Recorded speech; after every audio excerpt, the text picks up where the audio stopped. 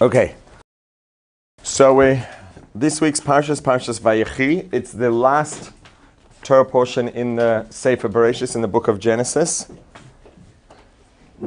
And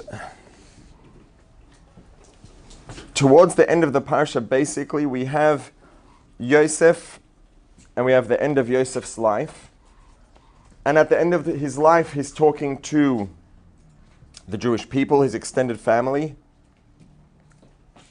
And he tells them that, in the future, Hashem's going to take you out of Egypt. Lets them know that they are going to leave the land of Egypt. At this point, the slavery hasn't quite started yet. Now, what was happening here is more than just Yosef giving them information, letting them know, by the way, in the future, this is going to happen. And I think that we have sort of an equivalent of this that society is becoming much more aware of and having much more of an awareness and an understanding about, which is that something that happens, something that someone says, something that someone hears, even if it doesn't seem to have any obvious impact, it can have oftentimes a very, very, very substantial impact down the line, maybe years or decades later in that person's life. Maybe it can carry over and we start to have generational outcomes of things that happened to someone, maybe even something that was spoken in an extreme case. And this is a similar sort of thing, but expanded, let's say, more broadly or less tangibly, in that when Yosef spoke these words and he said, Hashem will take you out of the land of Egypt, he was actually taking this concept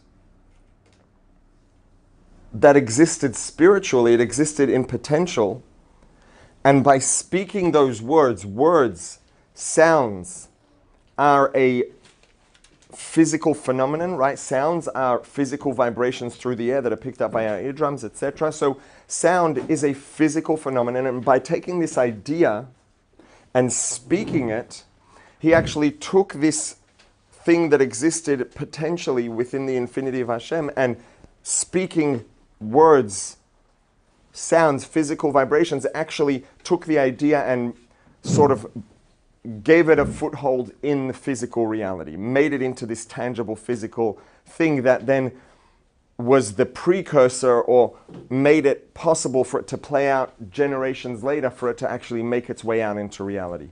So when he said these words, it was a lot more than just a random statement. He wasn't just giving them information. He was actually taking an idea and bringing it into the world. It's a very interesting story, sort of an analogy to this. The Beis Yosef, Rabbi Yosef Karo, who wrote the Shulchan Aruch, the original Shulchan Aruch. So there was a time once when he had this question, he was struggling to understand, to figure out something he was learning and really trying to figure something out, and it was really bothering him, it was difficult.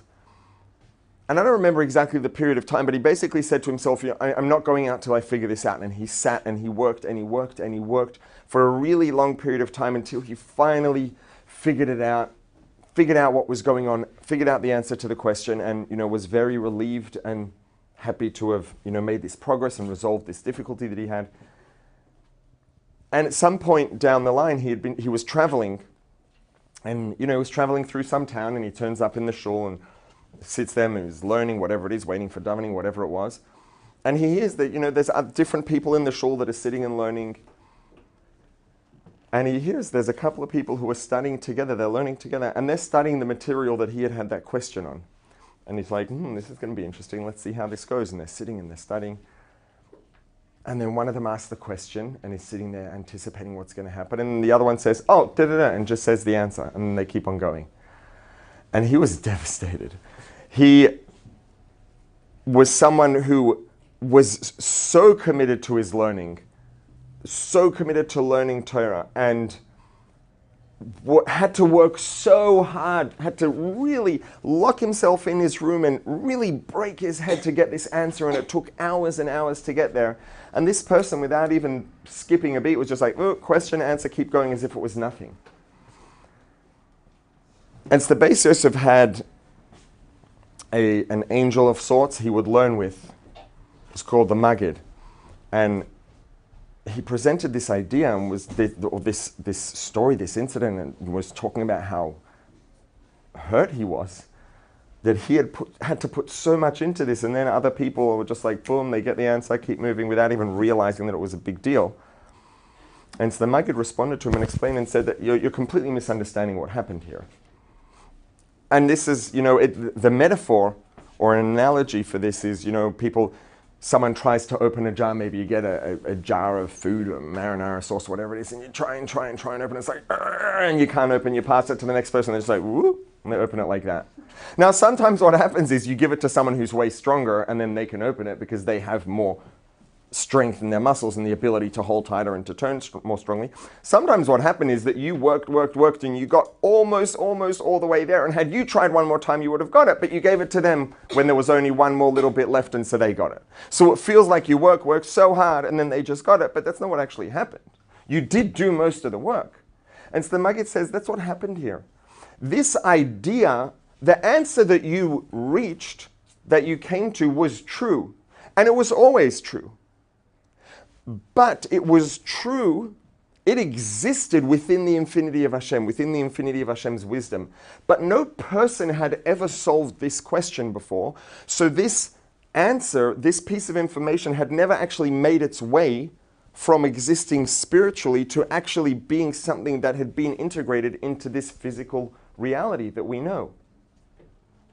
And the reason you had to work so hard over hours and hours was because you were taking a piece of information, an idea that only existed spiritually and had never been brought into this physical reality, and you pulled it down and extracted it and brought it into this reality. Once you brought it here, you made it accessible. Anybody can get it now because you did the hard work of bringing it in. Once you brought it here, it's available. It's almost like, if there's a product that everybody wants and it doesn't exist in the country, and then someone goes to the hard work of finding a source overseas and doing all the paperwork and everything and the customs and everything to take care of and to be able to import it. And they import it and they have the product, and then they also put it on the shelves. Now anybody can just walk into the store, swipe a credit card and take the stuff home because they imported it from overseas. They made it available. It doesn't mean that this product doesn't need to be imported. It just means that someone else imported it, so now you can just buy it off the shelf. That's what the Beis Yosef did. He imported it from existing only spiritually to make it be present in this physical world. And now it was available because it was here and present. So Yosef was doing a similar thing here. He was taking this phenomenon that was going to happen in the future of Hashem taking the Jewish people out of Egypt, and by speaking these words, he was taking this phenomenon and already bringing it into this world. He was making it, overcoming a huge barrier between it existing potentially in spirituality within the infinity of Hashem and it actually happening practically in this world. He was bridging the gap, bringing it into this reality so it was here and accessible and available, so that when the time came, it would be ready to go. That's what he was doing when he told them this. And what we're seeing here, and this sort of ties into what we've been talking about a little bit, is that Yosef seems to have this very prominent role in this whole Egypt thing. And he was featured very prominently all the way at both ends, right? The most impactful parts of any story generally, of any piece of writing, are the beginning and the end, right? If you write stuff, whether it's a blog post, a book, whatever it is, the parts of the material that you're writing that really, really need it obviously you want the whole thing to be good, but the parts where you really, really need to make sure that they're as good as possible and the return on the energy invested is going to be higher than everywhere else is at the very beginning and the very end. Yosef was the one who facilitated the whole, the fact that Yaakov's family ever set foot in Egypt in the first place. Right? Yosef went there, had the whole story with Pari and the dreams, and gathered all the grain during the years of plenty, so that when the famine hit, Egypt had grain, had food, the only place that had food. So everyone came, including Yaakov's children. Eventually, as a result of Yosef being there, Yosef was there, which means they had the food, which means his brothers came. Because they came, they met Yosef, he told them to come down, they all came down, they moved there. Then after Yosef passes away, the slavery starts. So the fact that they were even in Egypt in the first place all revolved around Yosef. So the beginning of this whole Egypt story revolved around Yosef. Yosef was also this key facilitator in the end of the story in making sure that things would be in place for when they need to leave. He took this phenomenon of liberation from slavery in Egypt that existed spiritually in potential, and he gave it a foothold, made it accessible and available in this world, so when the time came, it would be ready to go. So Yosef's all over this thing. He's all over this story of the exile in Egypt. Why Yosef of all people? Like, what is it about Yosef? And obviously it's not random. What is it about Yosef that makes him the one that's going to be the key to this story? He's the one who's responsible for them coming down to Egypt in the first place, so this slavery could happen. He's the one who facilitated the Exodus. What's with Yosef and this slavery and Exodus and the whole Egypt story? So Yosef had, and we're going to look at it at a number of levels. We're going to start looking at it first just practically in behavior, and then we'll, dig deeper and go back a little. Yosef, the life he lived, the things he did, his approach to everything was very, very different than all of his family. All of his siblings, his grandparents, his great-grandparents. What did Avram Avinu do? Avram Avinu lived in a tent, middle of the desert, fed people, gave people food and water. He taught people. He was a spiritual person who lived out in the desert and was, very removed from anything, commerce and all of those things. I mean, he was wealthy, but he wasn't a person, you wouldn't call him a worldly man at all. Yitzchak, same thing. Yaakov, same thing. All of Yaakov's sons except for Yosef, same thing. What were they? They were shepherds. Where did Yosef go when Yosef wanted to find his brothers and then they were going to kill him and they sold him to slavery in this whole story? Where were they? They were out with their sheep, shepherding sheep. That's what they did. So all of his family, all the way back, were people who were just relatively removed from very worldly things. They more or less, they were very spiritually oriented people. They did what they had to do, but they, stayed sort of on the periphery of commerce and being really involved in the world. Yosef, on the other hand, was the opposite extreme. I mean, being the effective pharaoh of Egypt at that time, probably the closest equivalent today would be President of the United States. Egypt was the superpower of the world at the time. And he was managing, I mean, it's in a way, it's more than just being the president of the United States. It's like being the president and, imagine if the federal government was reduced by 98% and all of those roles were managed a lot more directly and hands-on by the president. That's what Yosef was. Yosef ran the books. Yosef was involved in all the details. So Yosef lived a life of being as deeply integrated and involved in the minutiae of managing and involved in worldliness in as detailed and deep a way as anyone could ever be. It was the opposite extreme. You couldn't get, at that time, there was nothing in the world that a person could do that would be more deeply involved in the details and the nitty-gritty of being worldly more than what Yosef was doing. So he was a complete opposite of his brothers. The question is why? I mean, and this is part of, when it says that Yosef recognized his brothers, but they didn't recognize him. Part of it was the fact that he had been a young boy when he left, and now he was a man. He was a fully grown, mature man, had been through a lot, and so they literally just didn't recognize him. They were all older. They were all already, closer to or in adulthood when he left physically, so they looked more or less the same. That's part of it. But another big part of it was they were shepherds. Their family had been shepherds for generations. It never even crossed their mind to consider whether this might be Yosef. Sometimes you'll see a resemblance in someone. You meet someone and, I know this has happened to me. I'll meet someone and feel like, I don't know, like they kind of really look like this person that I know. But sometimes, depending on a bunch of things, you might just feel like, I don't know, I'm not going to say anything. That's like way too random. It's going to be so random. And you know what? Sometimes you ask and it's like, yeah, actually. But, if you meet one shliach and then you need to meet another shliach and he looks the same and he has this very similar voice, very similar face, similar mannerisms, all of those things, you might say, are you related to so-and-so? Right? And these are people who live very similar lives. They're involved in the same sort of things. It makes sense that you'd start to draw that connection.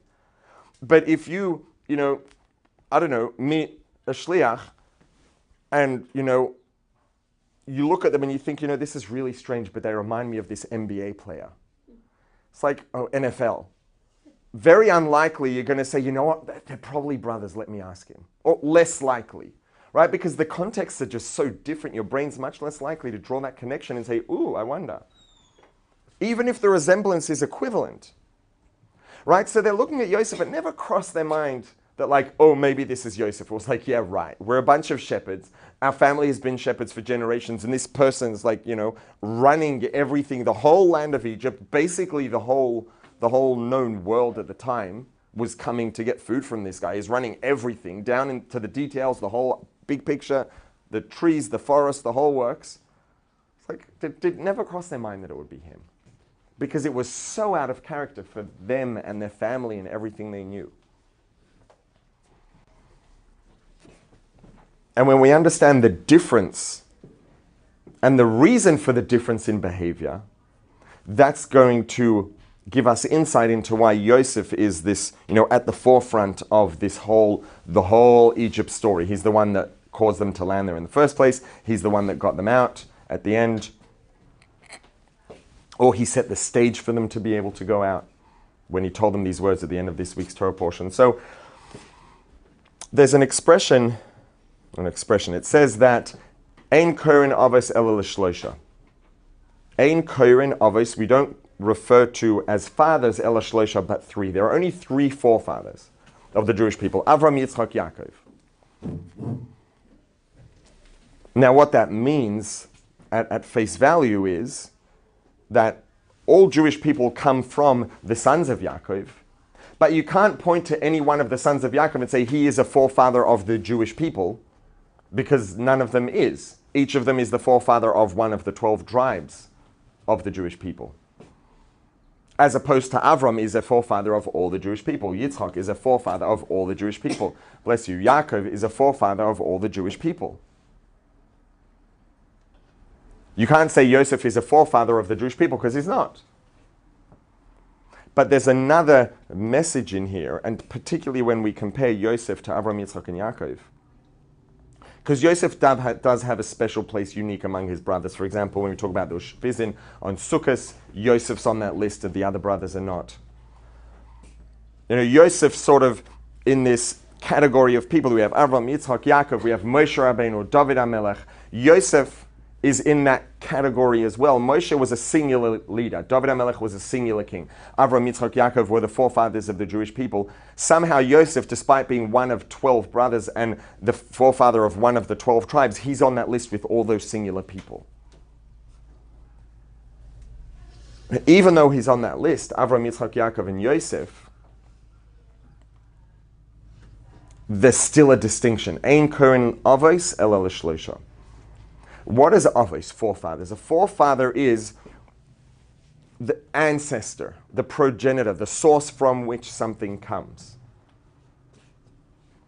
So Avram is the progenitor, the source, the ancestor of the Jewish people. Yitzchak is the ancestor of the Jewish people. Yaakov is the ancestor of the Jewish people.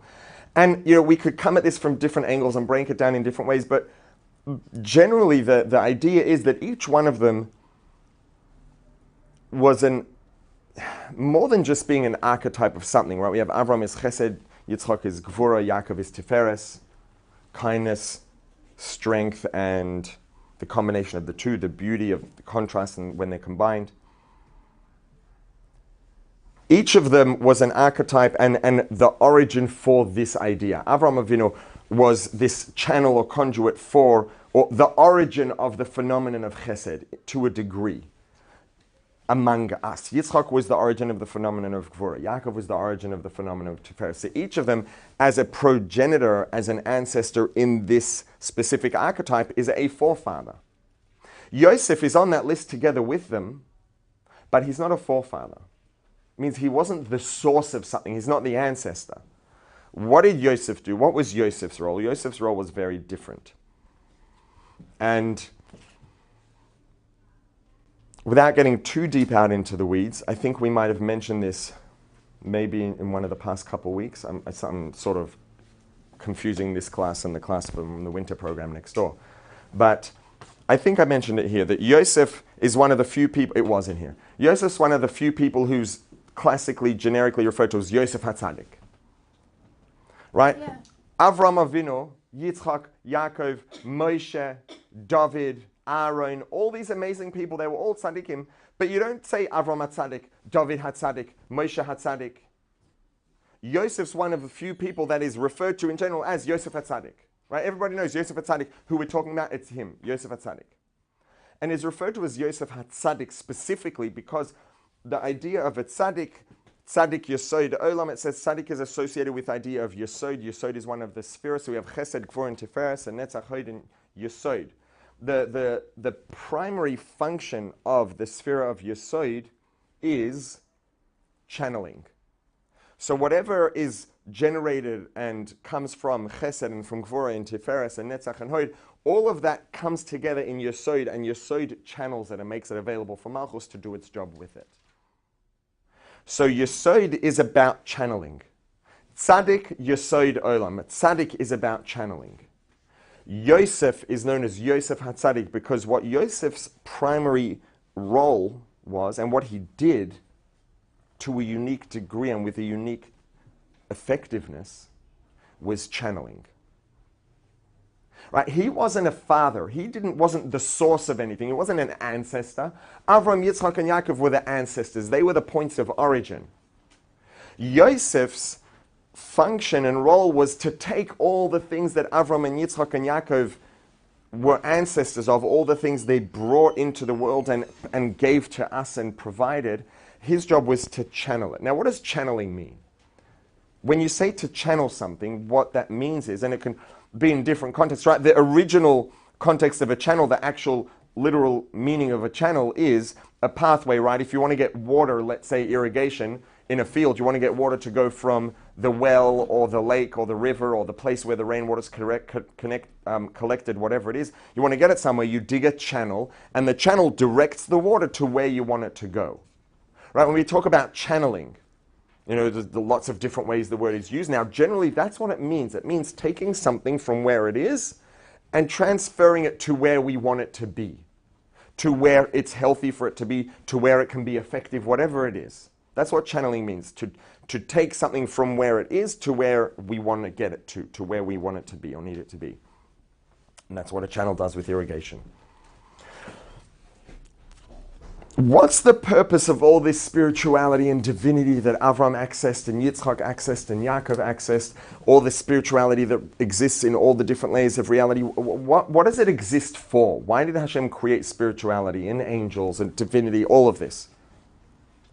The reason Hashem created all of that was for one reason, and that was to have a dira b'tachtonim, to have a union of matter and spirit, so that divinity could be integrated into a mundane physical world. Now, there are a few things that we need to have in place for that to be possible. There needs to be a mundane physical world. Hashem created the mundane physical world. There needs to be divinity that can be integrated into it. Hashem created the divinity. Avram, Yitzchak, Yaakov were forefathers, the ancestors, progenitors, the sources. They took these three sort of primary archetypal variations or varieties. I don't have a better word on hand, of divinity, and provided them to us. Yosef's role was integrating it into the world, was to channel it so that it could be integrated into the world. Now, on one hand, if we just look, right, if we look at the surface level at Yosef versus Avram, Yitzchak, Yaakov, and all of Yosef's brothers in a separate category to Yosef, they were all spiritual people. They designed their lives in a way that they could be removed from the mundane minutiae of worldly engagements. They were just in the fields with the sheep, and they could pray and meditate while they were taking care of the sheep. That's why they designed their lives that way, because that's what they wanted, and that's what they were designed for, to be involved in spirituality and divinity.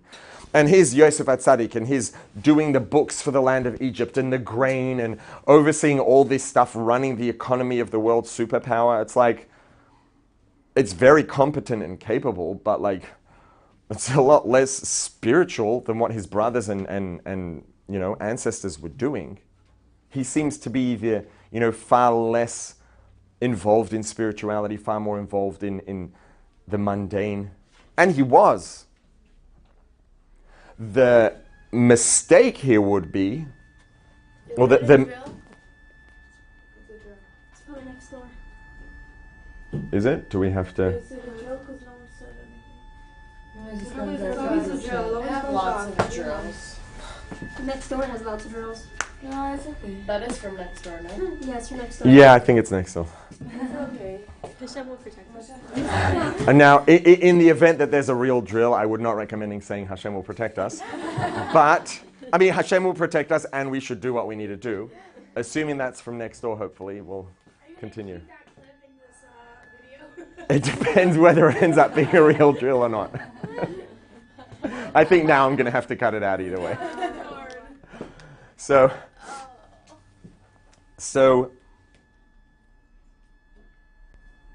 it's true that Yosef was very involved in the mundane as opposed to his brothers and, father, grandfather, who were removed themselves from those things so they could be really just involved in spirituality. But the mistake here, the distortion would be to think that that means that they were spiritually superior to him. That would be a mistake.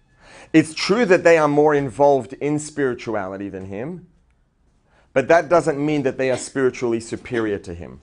And this is why and what that means. If we look at their day-to-day actions do look like they are more spiritually oriented than his. And in some sense, perhaps they are.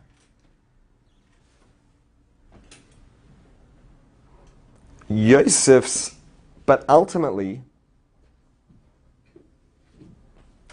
Yosef's role was to generate the bottom line of all of what they did. They were all involved in spirituality and connecting to divinity and all of those things. Yosef was making all of that ultimately worthwhile at the end of the day by being a conduit and a channel to be able to channel the divinity into the world so it could be integrated into the mundane details of the world. Because that's the whole point. Dira betachtonim, Hashem wants to have a dwelling place in the physical world, in the mundane. Not just when Dira betachtonim, a dwelling place in the mundane, doesn't mean that this world is the location of where Hashem wants to be, because I'll tell you a secret. Hashem's already here. Hashem is here. Hashem is there. Hashem is truly everywhere. Right? Up, down, all around. So what does it mean that Hashem wants to have a dwelling place in this mundane world? It doesn't mean geographically. It means Hashem wants to be not just present here, but integrated into the mundaneness of the world. Integrated into the mundane processes of regular day-to-day life. And the way to integrate divinity into the mundaneness and these mundane processes of day-to-day life is by engaging in the mundaneness of the world in the way that is true to Torah. And when we interact with the mundaneness of the world in a way that's true to Torah, that integrates divinity into the mundaneness of the world. That's the whole point. So all of the things that they did were important and valuable and spiritual and beautiful and amazing. But, it would be almost like, a company has an amazing idea for whether it's a physical product or an app or a course or something, and they hire engineers and developers or whatever it is, and they create the best product or app or whatever it is that has ever existed, ever. And it's head and shoulders above everything that's ever existed in this field, in this genre. And they create the product, and they manufacture it, and they do the beta testing, and they have the marketing campaigns and everything, and then they just don't actually launch the product and they don't sell it. It's like you've done everything up until now. You generated the product, you did everything right. If you would just launch the product, if you would just actually release the product to market, boom, billionaire overnight. You've got the product, it's the best, you've got the marketing, you've got everything in place. But if you don't actually put the product on the shelf, if you don't actually put the app in the app store, literally all a waste of time. You have something that could be $1 billion overnight, and it's zero because you didn't sell it. You didn't turn it on, you didn't put it on the shelf. What all the other people in Yosef's family were doing were connecting into the spirituality, really, tapping into the spirituality, but they weren't engaging with the mundaneness of the world, so it wasn't getting channeled into the mundaneness of the world, and it defeats the whole purpose. Now, that's a bit of an oversimplification to say it defeats the whole purpose. Obviously, if someone just learns Torah the whole day and does their mitzvahs, but doesn't really engage in a worldly way, I wouldn't say that's useless at all. But conceptually, at least from a certain angle, it's like you're not integrating divinity into the mundaneness of the world, and that's why the world exists. Mundaneness exists to have divinity integrated into it, which we do when we engage with it in a way that's true to Torah. And so Yosef's function was, Yosef was in this, this analogy that I just gave, Yosef's the guy who comes and actually puts the app into the app store. He's the one who actually sends the product out and puts it on the shelves in the stores. He's the one who actually launches the course and turns on the landing page to sell the course. He's the one who takes all of this stuff that was prepared and ready to go. It just needed to be actually integrated. Yosef HaTzadik. Yosef is this idea of Yesod, of channeling and actually taking it all and actually integrating it into the mundaneness of the world. And that's why Yosef specifically did interact with the world, was engaged in the mundaneness. He was managing the minutiae of the economy and running the whole society of the undisputed superpower of the known world at the time. And he got into those details and the mundaneness because that was the function that he came to fulfill that was missing up until then. Now, just to clarify, on one hand, let's tie this in just to make sure I don't forget or run out of time, and then we'll come back. So this is why, and we talked about this also before, why did we go to Egypt? What was the deal with this whole slavery in Egypt? The point of it was to go there and to elevate, to uplift the sparks of divinity that were there. Which is sort of the flip side and the partner of, if we're looking at it, integrating divinity into that part of the world, elevating that part of the world. That's why we were there. Then the time came, that was done, that was completed, right? And there was the movable wealth, the movable assets that we took with us, which was part of that process of elevating. And whatever divinity needed to be integrated into that land was done, and that's why we left, and the Torah said you won't come back here again. That's done, now move on and do your job in the rest of the world. And so because the whole point of us going down to Egypt and being there was the integration of divinity into that land, the elevation of those sparks so that they could be reunited with divinity, That was the whole point of Egypt, of us being in Egypt. And Yosef was the archetype of channeling, of integrating. Avram, Yitzchak, and Yaakov were the forefathers. There were three forefathers. They're the origins, the ancestors, the progenitors, the sources. But then Yosef HaTzadik, Tzadik Yesod, he is the one who was responsible for and facilitated and was the archetype of the channeling, the integrating. And that was the whole point of us ever going to Egypt and being in Egypt, was to integrate divinity, to channel divinity. So if the same way that Avram, Yitzchak, and Yaakov are the archetypes and the origins, the ancestors of, in terms of Chesed, Gvur, and Tiferes, if Yosef is the archetype and the origin of the channeling of those things, and the point of us going to Egypt was to channel divinity into the land, it makes sense that he is going to be, at the forefront of this. He's going to be very prominent. He is prominent in terms of being the one that brought us there, because he is, the archetype of channeling, and we were coming there to channel divinity. He's the archetype of channeling and integrating. That's what we were coming to do. So he was the one who was responsible for, or at the forefront of us coming down to Egypt.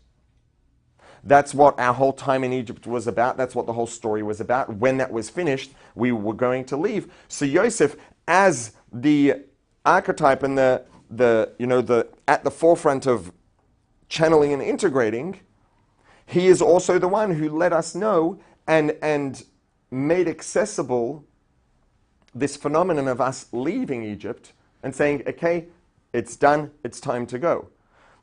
The one who is responsible for, at the head of, or the archetype of channeling and integrating, is going to be the one who then gives us access to concluding that, finishing the job, getting it done, and being able to leave.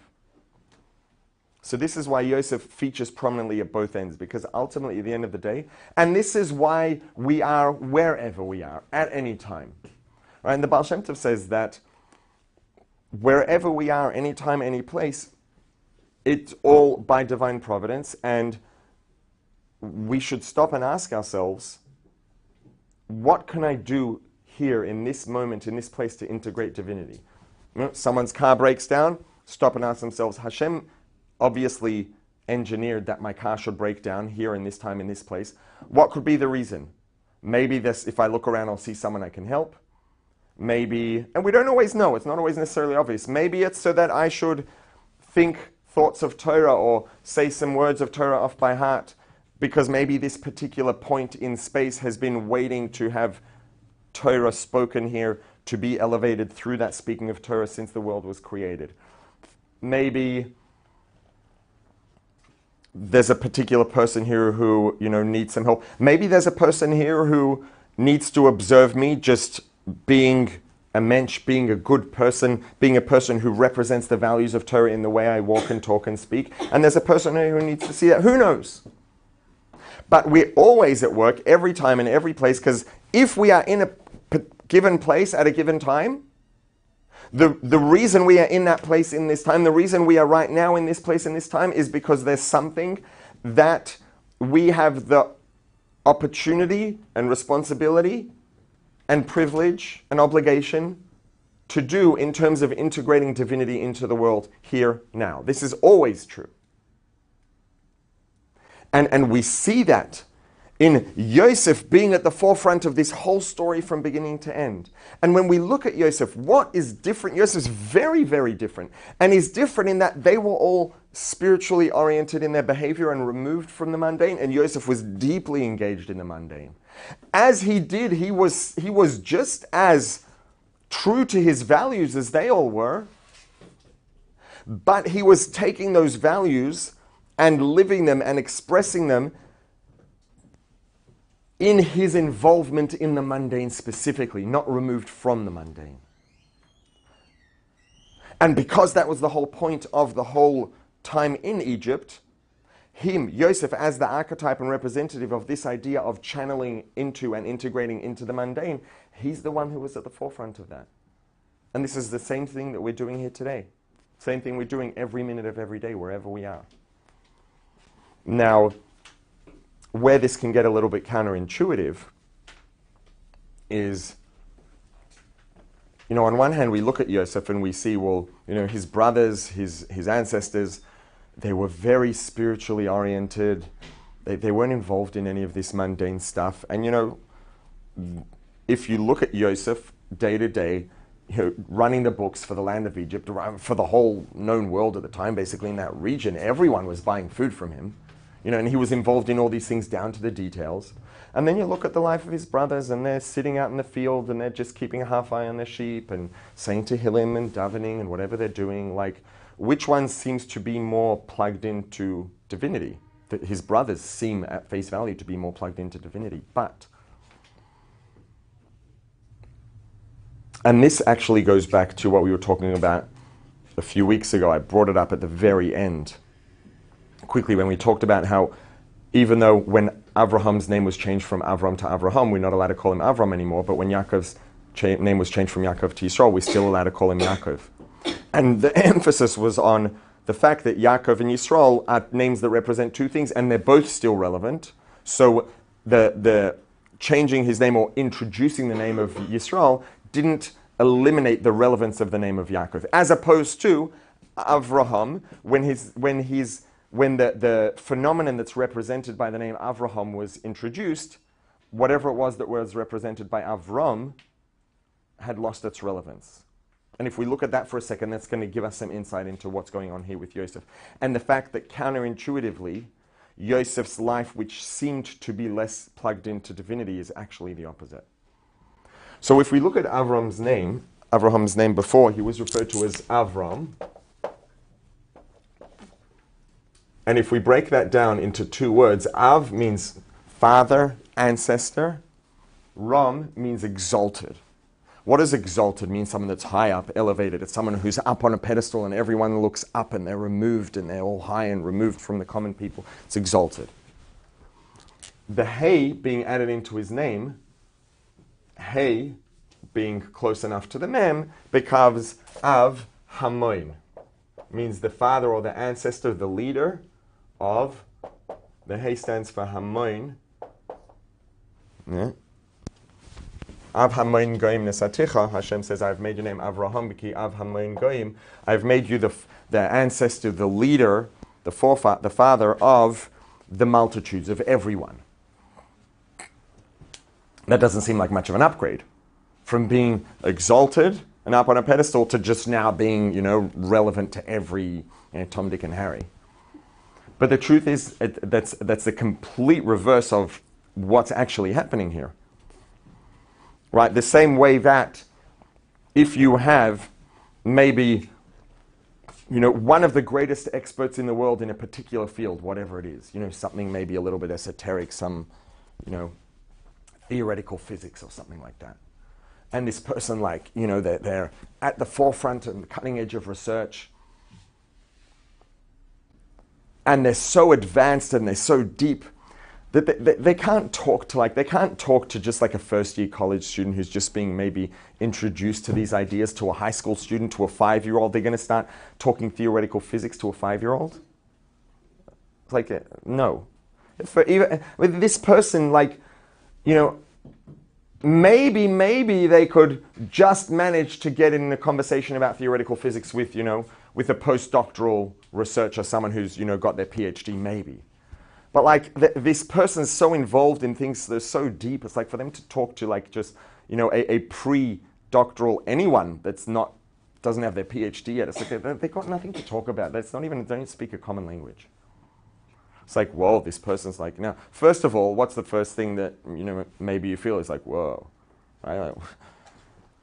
A person, now imagine that they have a colleague who's also at the same level of research and cutting edge and, making these discoveries. Let's say, for all things considered, if you look at their careers and where they're up to, they look exactly equivalent. But this second academic can talk to postdoctoral researchers, can talk to first-year college students, can talk to high school kids.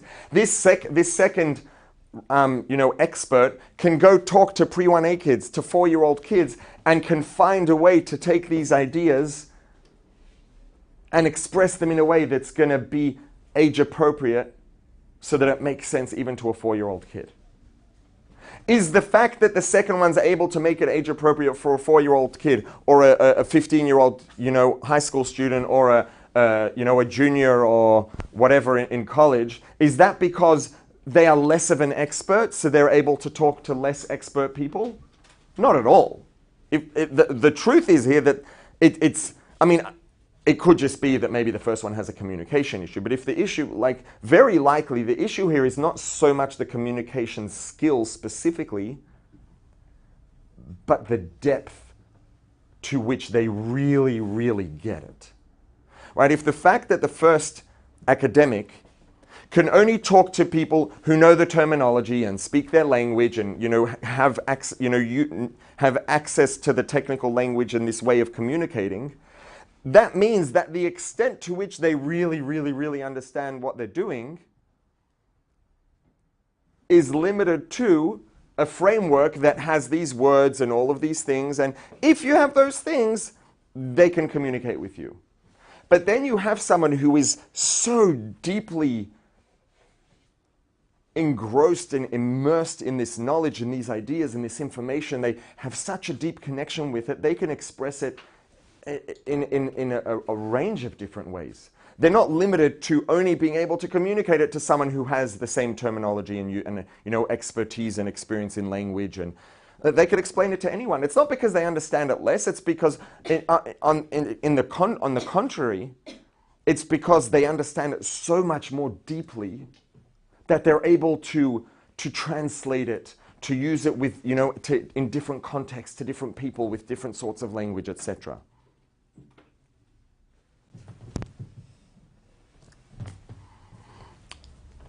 It's the same thing here. Avram, he was this, exalted ancestor, forefather, this father who was exalted, very attached to very deep, let's say, layers of divinity, etc. And he was so attached to these layers of divinity that was so deep that he was exalted and, beyond being communicating with and sharing with and integrating with your regular average Joe and mundane person. And then he had the bris milah. He had formed a covenant with Hashem. And now his oneness with Hashem and his oneness with divinity became so much more deeply integrated that now he could share this with anyone. Now he became the father of the ancestor of the multitudes. There was nobody that Avraham Avinu wasn't able to share this with. Not because he became less attached, but because he became so much more deeply integrated. And the same thing is true of Yosef HaTzadik. If you look at his day-to-day life and their day-to-day life, yes, their day-to-day life is really quite spiritually, involved, and his day-to-day life is deeply involved in the minutiae. But you know what? If two people have different lifestyles, one of them is involved in very, spiritual things, and the other one's involved in the minutiae of very worldly things, and they are both equally, they both live their lives equally true to Torah values and to, the values that they believe in and that they've learnt, etc.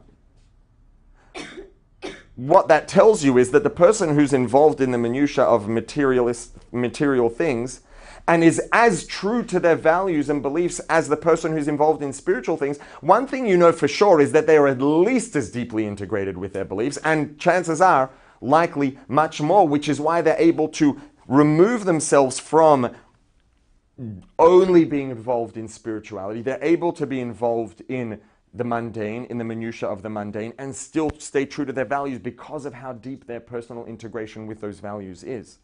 Yosef HaTzadik, Yosef was the archetype of channeling and integrating. In order to channel and integrate, you can only channel and integrate something if you're connected to it. And you can only channel and integrate it into the destination you want to channel and integrate it into if your connection to it is strong enough to channel it all the way through. So Yosef HaTzadik was able to be integrated into the mundane and able to channel and integrate divinity into the mundane because of how much more deeply he was attached and connected and integrated into the mundane himself, that he was able to, into the divinity, himself, that he was able to therefore take it and bring it down all the way and translate it into the calculations of, the sales and the storage and the quantities of grain and the dollars that it was bringing in, etc., whatever the currency was. And so this is just the message we see here as we tie up the book of Bereshit, the book of Genesis. What we see is that the conclusion of this part of our history and the history of the world and why we hear the story of the universe is that Yosef HaTzadik, because of the strength of his integration with an attachment and connection with divinity, that enabled him to really be at the forefront of the channeling and integration of divinity into the mundane. And that's why he was at the forefront of this story from the beginning to the end. And this is what all of us are here to do. Now, granted, if there's a situation that we know we're going to personally have a particular struggle with, it's a good idea not to put ourselves in that. And we all have our weaknesses and we all have our things where it's like, I should probably not go there, or I should probably not do this thing. And it's very important to be self-aware and to be aware of these things.